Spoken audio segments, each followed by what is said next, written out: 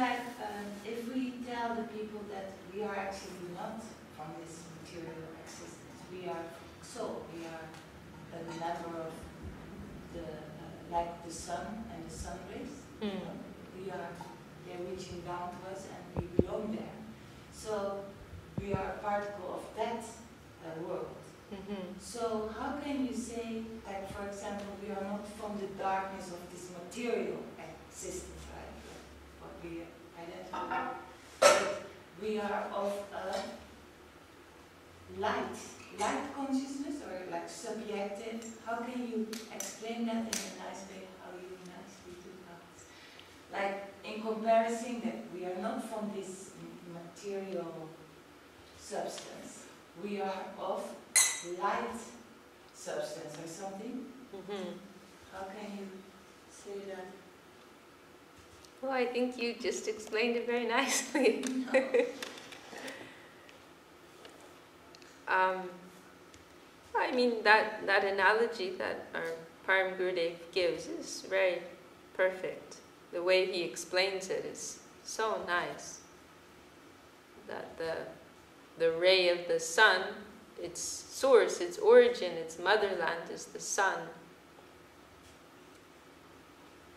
And that ray, it is touching the earth, it is gracing the earth, but we will not think it is of the earth, it is of this plane. And so our mistake is that we are like that ray of consciousness, or that ray of light, that has its source in the conscious area. Its motherland is in the plane of spirit, in the plane of consciousness.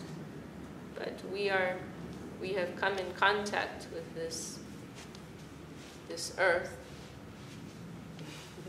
Jai Lavani Ji Ki Jai.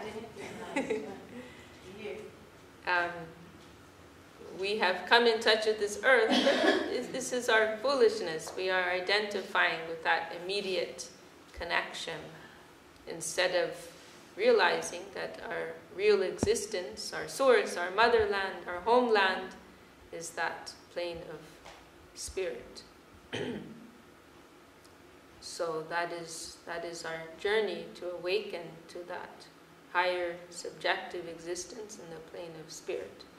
Otherwise, as Param Guru Maharaj says, we are living like insects. You know, an insect maybe crawling in this room and having no understanding, no comprehension of what is going on around it. You know, it's just living in terms of the base materials that it's coming up against and according to its base instincts for survival, but has no consciousness of the higher purpose for which this environment is existing. So we don't want to live like that.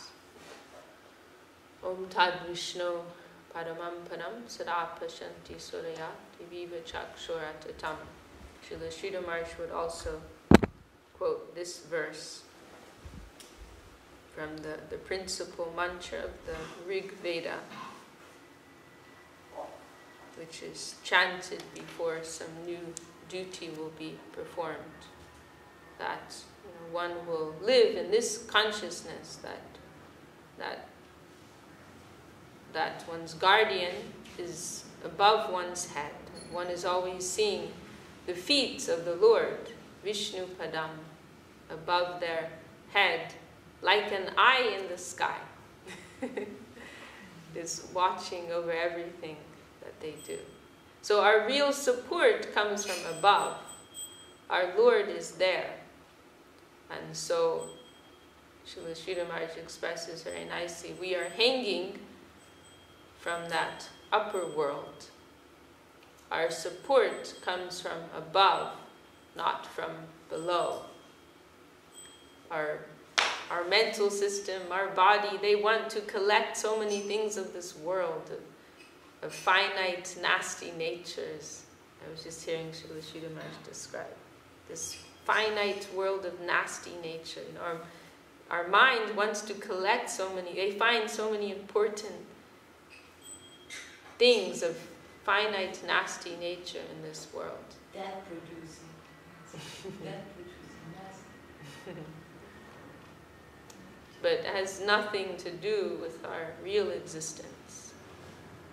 And so we are trying, all of the things that we have taken hold of in this world, that we are taking as our support in this world, whether in terms of material resources or position or power or knowledge, these are all like these, or like, you know, or like, oh yes, I have this, I have that, and how many of this and how many of that.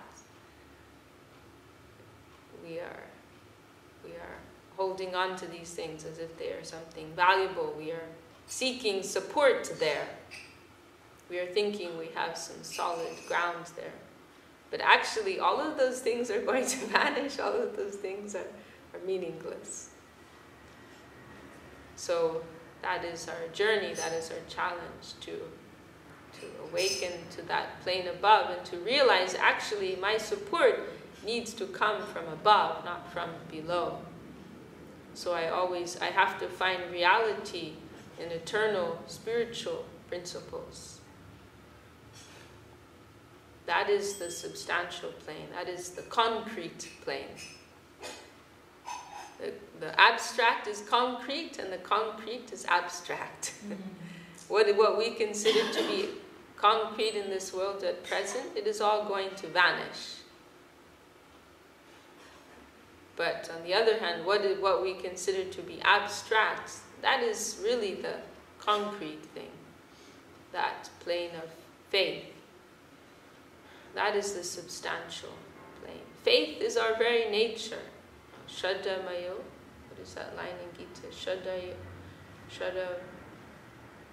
mayo purusha, or something like that. But the very nature of a living entity is based on faith. By our very existence, we are made of faith. Our faith is what we are. Our faith is what is creating everything around us, is forming our environment and our decisions and so on and so forth. So there's just a question of what we put our faith in, whether we put our faith in the limited, temporary, illusory aspects of this plane, or we put our faith in the substantial, eternal, spiritual principles of the superior plane. And where are you going to place your bets? And maybe investing on one side, it will produce immediate results, but those results, they will vanish tomorrow. This is the challenge of spiritual life. It's not that you're going to get immediate results, but in the long run, then we will see which is more meaningful, which is more substantial.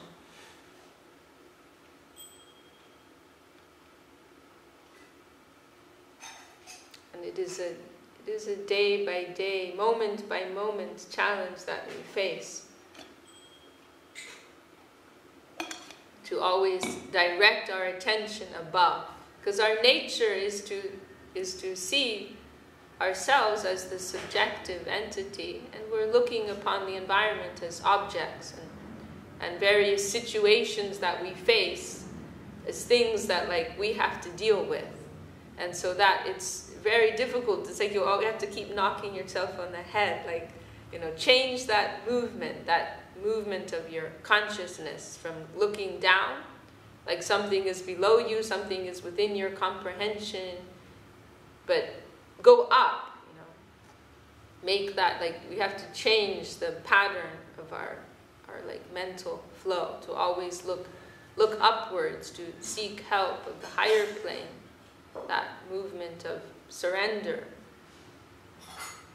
You can help me, you can guide me. What is your vision on this situation? To the Guru, to the Vaishnava, to the Shastra, we are always checking in with that central and absolute plane. So it is a moment by moment challenge to maintain that focus. we can do that, then we'll always be optimistic. We'll always be hopeful, whatever happens, because we're always seeing the connection of the Lord there, the connection of Gurudev, and so that will make us hopeful, because mukam karoti vachalam pangum langayate, by their grace, a dumb man may become a great poet, a lame man may cross mountains.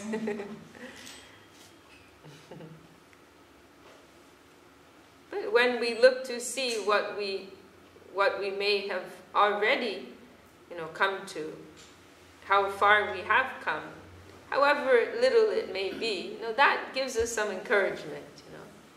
Day by day, we're not seeing such tangible development or results. But if we think back, 1 year ago, 5 years ago, 10 years ago, 20 years ago, think, something has happened.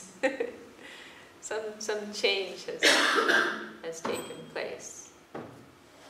That will give us renewed confidence. And yes, if I was able to overcome that, then anything's possible. What was I doing 10 years ago? What was I thinking about? What was I talking about? Then we look to now, something has happened, some change. So then I simply have to keep going forward. And miracles can happen.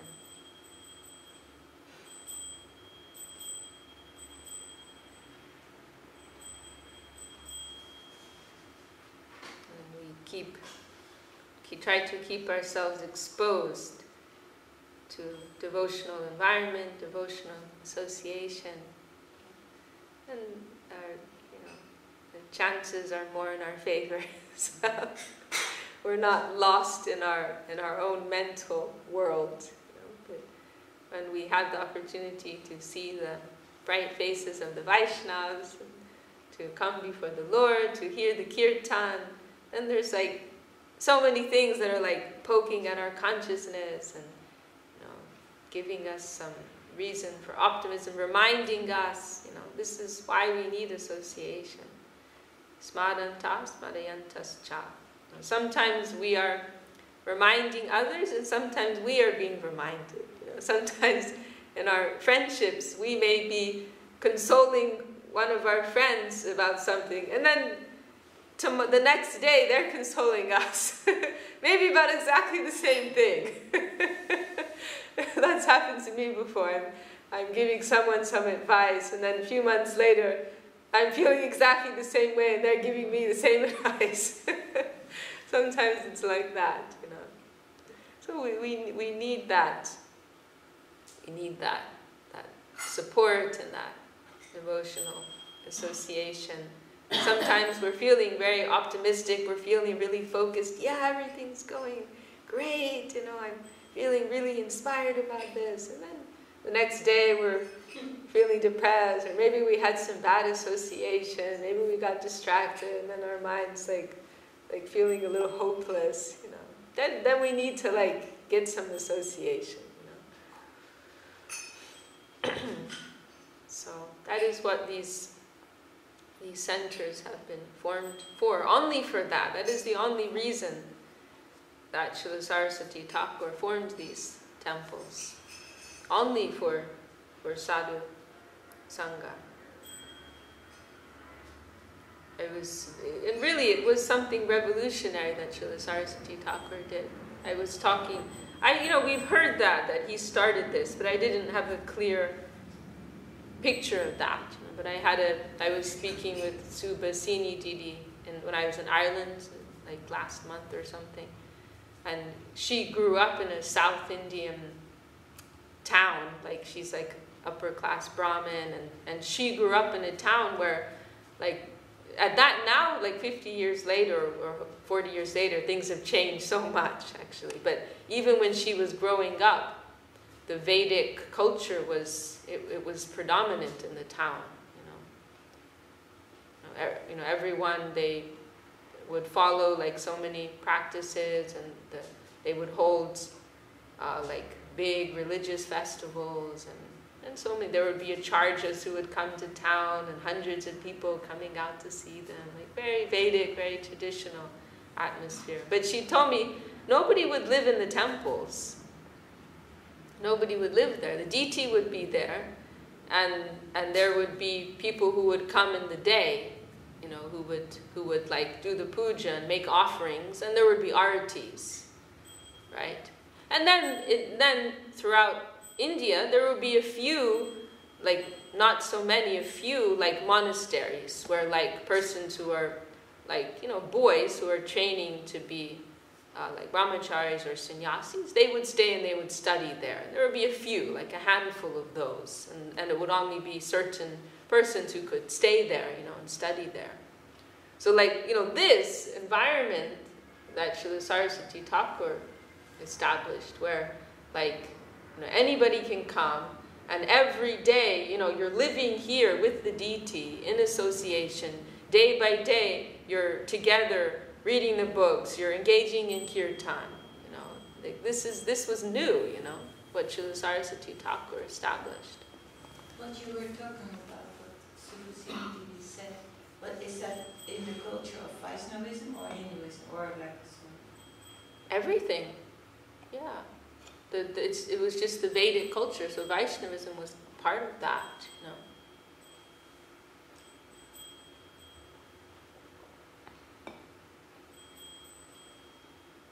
I mean, they know about Saraswati Thakur?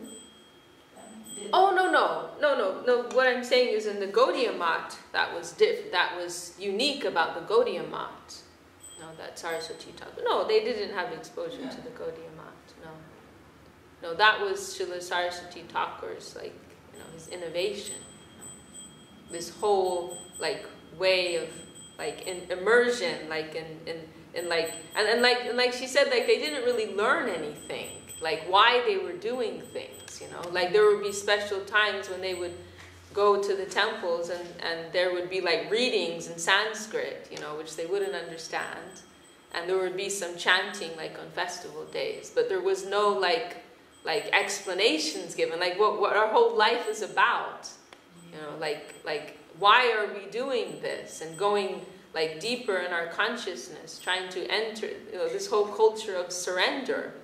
You know, there's like zero understanding of that, and zero, you know, conveyance of that in terms of instruction. It was just like, this is like religion, like in the formal sense. This is like when people say religion, I think this is what they think of, like going and sitting in a church or a temple, and you're doing these rituals, and you're hearing something in a language you may or may not understand, and you're waving some incense, and you don't really know what it's about, actually. We had some Indian guests come here the other day, and a mother and her grown-up son, and the son, I could see like he had some real reverence for this. And like he felt like it's a good thing, but like he didn't really know what it's about. And he like took off his shoes, and I was saying, you'll take some prasadam, and he said, yeah, I'm just gonna go and do the thing. He said, I'm gonna go and do the thing. Like following his mother. Like he doesn't know what this is about. More likely than not, doesn't know who's on the altar. You know, it's just, this is like an auspicious, good thing to do. It's going to be good for me. Like, but, like, why are you doing it? What is it really about? How do I really enter this whole current? You know, like, there's no conception of that. Wouldn't they have a conception about the body and the soul? Well, we didn't get into so much detail, but I would think certain basic things like that, there would be understanding. I mean, in a way, I thought it's beautiful, because it's just like everyone just had natural faith. Like, they don't need to know exactly. It's like a very faithful atmosphere. Everyone's doing this, everyone's going to the temple, and you're not questioning, like, why exactly. And all of this, so, and there's, I can appreciate that, some beauty there too, you know. But if we want to, you know, for the culture of surrender, you need to enter into this conscious practice. That is necessary. It's like the same as in Catholicism. Like we knew the God and He is our guardian and He is omnipotent, and He is omnipresent, and everything coming from Him, something like that. But in this, what you say, so deep. And even in Christianity, it's been like that. They were devotees in Italy were telling me, like, this is one reason why there was like some corruption, and now there's like this backlash, because like traditionally persons would go to the church and the readings would be in Latin, and people wouldn't know, like only like a certain section were able to study Latin and learn Latin. So it was like this like elite thing, and you're all just meant to be like sheep and follow us, and you know. Well, this was a translation, of course, the language of the country. I mean, not from what they told me, not maybe in some places, but there were some churches where it was just they were reading in Latin and nobody would know what they're saying. Now you have like the sequence of the song, Kyrie eleison, Gloria and Excelsis Dei are great. You know, that was a sequence like what we do in the program. And you know, that was translated like Kyrie eleison, Lord, be merciful upon us, or something, you know, like that. It was translated, but of course not the text or the Bible, scriptures. Right? Yeah, that's what they were talking about. Yeah. So that kind of hearing these things, it helped me to understand why some people, when you say the word religion, they, you know, like this is what they're thinking of. But this is not what we're talking about. But I think when people get so icky about religion, it's like they see, they have to follow, like that's all, in this time it's so difficult, like to follow something, and then you see somebody who's corrupt or something. Exactly, you know, exactly. Then, yes. And that is the main thing. Yes. Their faith is broken because yes.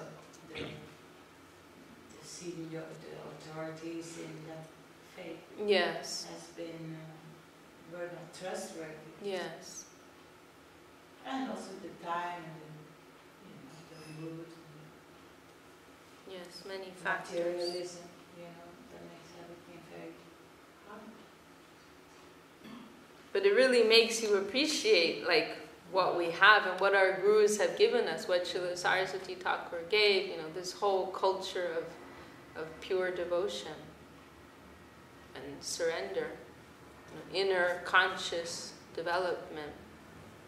I mean, even if you can, I don't want to name names, but even if you compare like the conception that the general understanding you find in persons of other institutions compared to like those who are following Gurudev and our Param Gurudev, it's different, It's not that we're just trying to become free from the cycle of birth and death. We want to go to the spiritual world. That's like secondary concern, But, diving deep, and focus on surrender service. That is what Mahaprabhu's movement is about, and anything else is a deviation. Mahaprabhu clearly states that here in Chaitanya Charitamrita. We're not interested in liberation, not even positive liberation. The aspiration to go to Vaikuntha or the aspiration to go to Goloka is actually like rejected by Mahaprabhu. The only thing that he accepts as the goal is prema, love. That is the only thing which he accepts. So it is a culture of love and surrender. So, untying these knots of the heart, trying to learn how to serve, to sacrifice, surrender. This is what our lives are about. This is what our Gurudev taught us, and we're so fortunate. It's like the real living practice of spiritual life. Like this is the real path. The real practice of devotion. I read the other day, that is the divine enjoyment, Guru Maharaj says. That is the real enjoyment. They sometimes use that word, I remember Gurudev also. That's the real enjoyment, because that other enjoyment is turning in the opposite anyway. Yes. But this is the real enjoyment. Yes. Film happiness. Yeah. Actually, all of these words that we use, even with the negative connotation, they have their positive connotation also. Enjoyment. It has its positive connotation. It's a different type of enjoyment.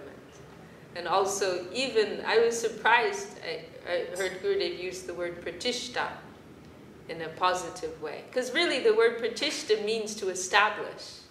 So he said we have to pratishta in the plane of dedication. He said it was like in the early 90s, he was searching for the word. We have to establish ourselves in the plane of dedication. It is also used in Srila Saraswati Thakur's song, that Vaishnav ke, Vaishnavi pratishta, tate koronishta, that this is the real pratishta of a Vaishnav, that I am a servant, something like that is there.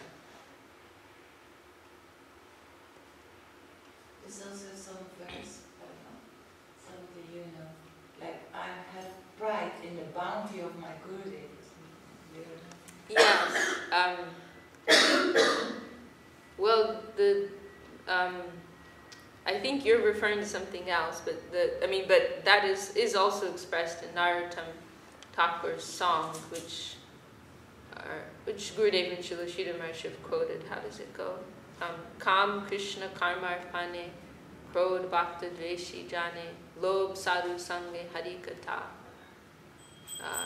That he's saying that these 6 enemies, Jai Shishi Guru Paranga Radhagiri Hari Jai, describing how these 6 enemies we will utilize them in the service of the Lord. That calm, my lust, I will use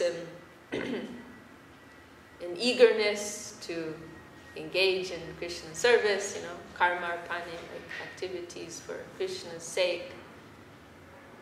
Krodh bhakta dveshi jani, I will use my anger towards those who are inimical to the Vaishnavas. And lobh, my greed, I will use to have sadhu sangha, hear harikatha, like this. And I heard Srila Sridhar Maharaj give a very wonderful explanation of this song. Because this explanation is very nice, but Srila Sridhar Maharaj gave some deeper understanding of this. He said that this is the Madhyam Adhikari stage, like a more mature stage of practice, where everything within us, whether good or bad, it has to come out and be used in service. So it means like whatever like nature we may have, we will use it. So and he gave some examples like, I can't remember, but like along the lines of, he mentioned diplomacy, you like diplomacy, then you could use diplomacy in your service. Or you like to go shopping, then you can go shopping for Krishna. You like to cook, and you like to talk, like, okay, like bring it all out, we can use it, or whatever it may be. You like to sing, you're a musician, or like whatever it is, And of course, in the beginning, that won't be a pure thing, because what you've acquired as a result of your karma, you're like using that, so it won't be a completely pure thing. But if we're doing it with the spirit of sacrifice, spirit of surrender, then it will be purified. It will become something else.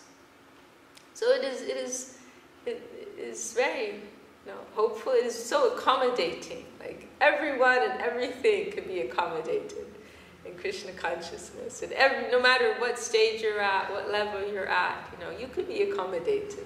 You could be utilized. Whatever it may be. You like playing with kids, go see Saraswati. She'll find some service for you. Whatever it is, we can. That is the challenge of the managers of our temples, to understand, to be able to identify what is the skill, the talent of this devotee, and to engage them appropriately so that they feel useful and they're inspired and they're excited. Of course, Srila Sridhar Maharshi also given another perspective on that to see that the managers, they have to see what is the potential in this person in their relationship with Krishna. What may be wanted from them from the higher plane. And not to think, how can this person help me? Well, this is in the same line as what I was saying. Because this can be a tendency we have. I know from experience that you have so many things that you need to get done, and then you have some person here who wants to help, but you can't think of them as just an object to help you, but you have to think what is their capacity, what is their potential, what is their relationship with the higher plane, and to try to engage them accordingly. You're just an instrument, connecting the two. Not that they're objects to be used by you, but you're just in the middle of this. They have their own relationship with divinity, and you just have to facilitate that. But sometimes there is a necessity, right? Yes, of course, yeah. But we have to be practical. Oh, it's 10 o'clock, we haven't started the offering, and oh, can I help you with something? Well, let me meditate on on what is the best thing for you at this time. Right. Sure, there's some, of course, practical consideration will rule above everything else. But that's also, you sometimes have to be really, from my experience of this in Navadvip, you have to, it depends who it is, but devotees who are not so mature, you can't show them the pressure. They shouldn't feel the pressure. Bhavani knows, she's nodding her head. You're like, oh my God, there's this and there's this and there's that, and it has to be done by such and such a time. But you can't, some new devotee, you can't let them know, this is the pressure, because that'll kind of freak them out a little bit. They can't handle it. They need to feel you don't really need them exactly. They shouldn't feel like they're crucial to something happening. I remember Lavanya in Queen Street, sometimes not so many, and then sometimes they cancel also, or ask something from her to do that. So much to do, she was almost sometimes alone, and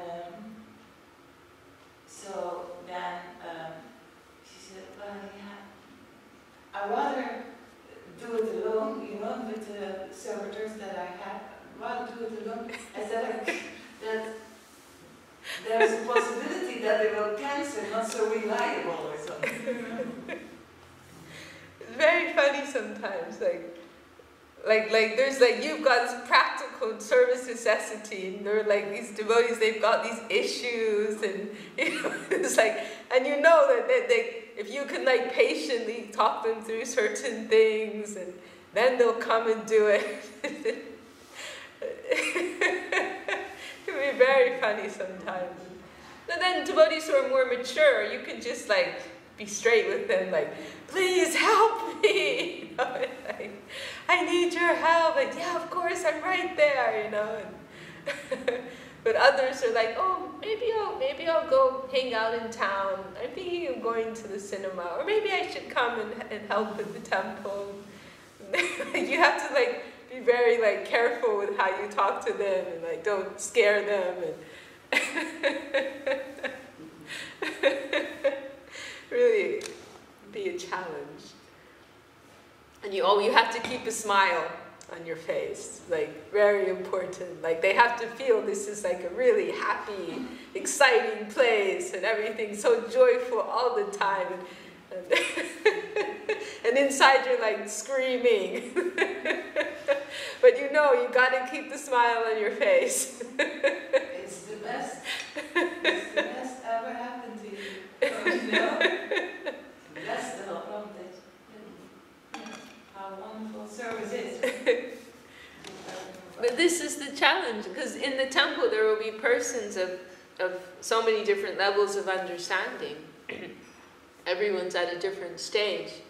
And so you have to, everyone has to be accommodated and be able to progress at a speed that they're comfortable with. Like you're like slowly pulling them like a little more, a little more, a little more.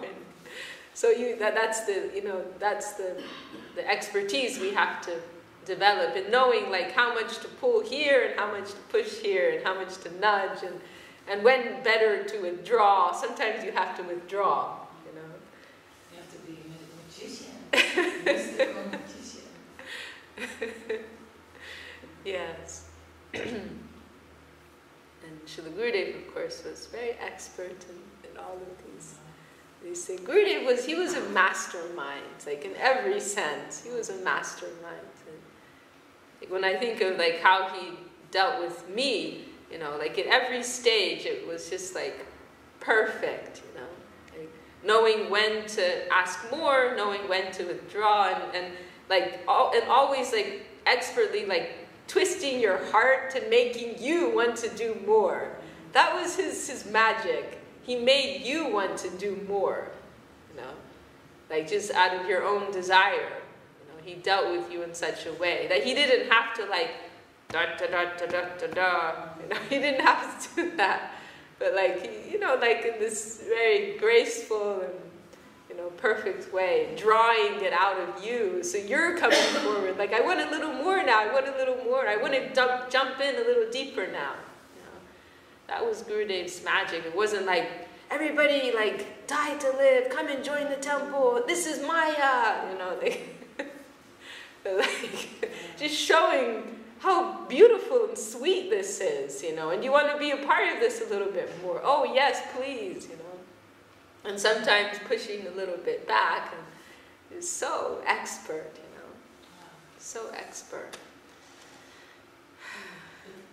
All these going forward and a little bit more, and you need grace to have the strength to go a bit forward. It listens also closely to all these ingredients that help you to go forward. Right? The main thing is that you want. Yes. That you want it, and that they see that you want it so bad, and then grace will come. I think it works like that, because so many things and so many difficulties, and to be so. I will look it up. Something very beautiful in an article of Param Kumar, that you have to be so appreciative for this, and that in the long run you can endure everything and help others to see how beautiful it is, because otherwise you can be kind of thrown off the track, right? Because so much indeed that nervousness for so much to do, and you're very tired, or all the people giving you a hard time, or voters or whatever, but you cannot just thrown off the track, and then the reaching out programs of people who are not getting it and not be despondent, and so much.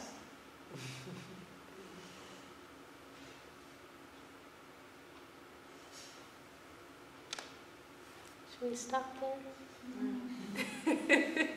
Yeah. Where are you going today in your collection? Up to Liverpool. Liverpool. How far is that? Well, driving is maybe 4 or 5 hours depending on the traffic. So it's a bit of a drive. You're driving there today? Yeah. Okay. So you'll get there in the evening, I guess. Yeah.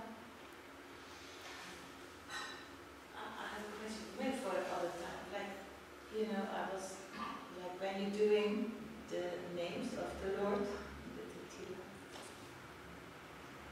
like, I would like to hear from you or find to make that a real nice, you know, meditation.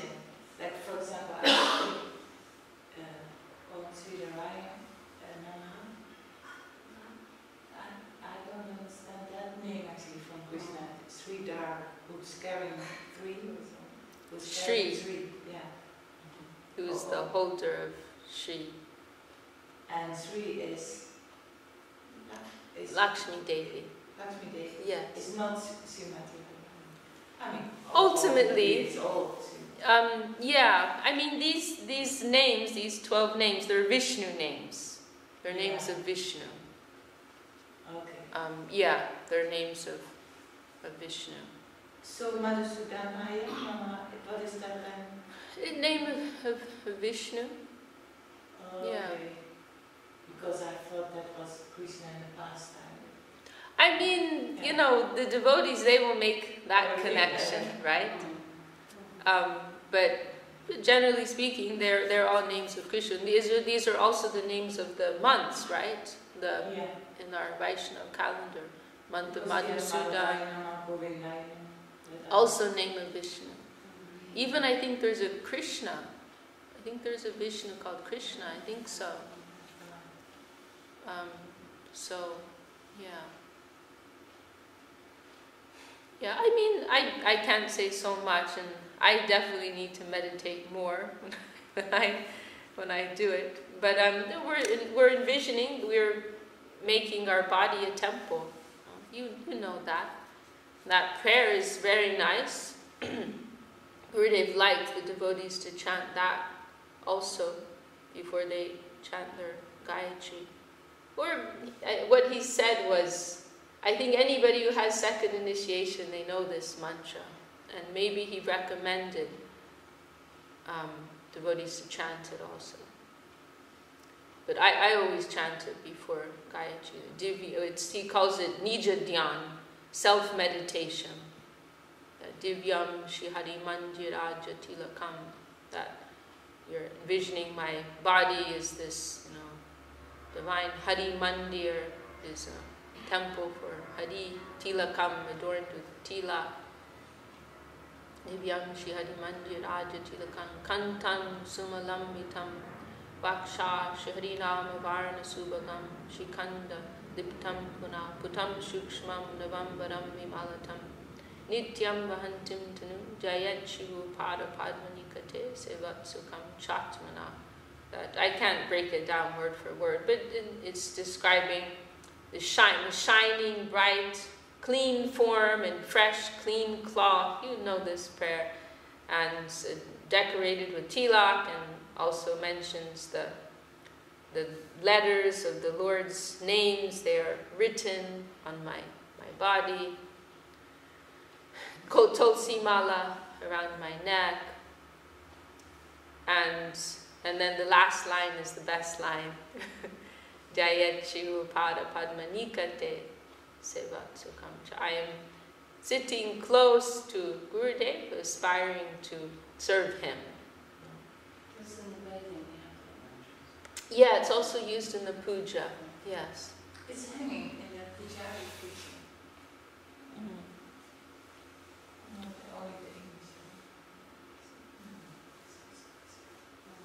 So it is like meditating on that. And Gurudev, he also commented that even if we're not like that, we can purify ourselves like that. Like maybe we're in some situation, we're traveling, we can't, you know, like bathe and clean ourselves properly and apply tilak and everything. But through meditation, we can do that. And sevat Jayat Shivu Pada Padmanikate. this is my dhyan, my meditation, that I want to please my Gurudev. I want to satisfy my Gurudev. This is all being done for his satisfaction. So it can be a beautiful meditation. Also the Om Tad Vishnu Paramam Param, I believe Gurudev on a few occasions recommended devotees chant that also at the time of Gayatri, putting ourselves in that consciousness of being under the eye of our guardian. That will adjust us. You said with everything you begin, you meditate on that. That was, yes, that was like the tradition. When the Brahmins would begin some new thing, they would chant. But in our devotional life, we can also think like that. But moment by moment, we're trying to think like that.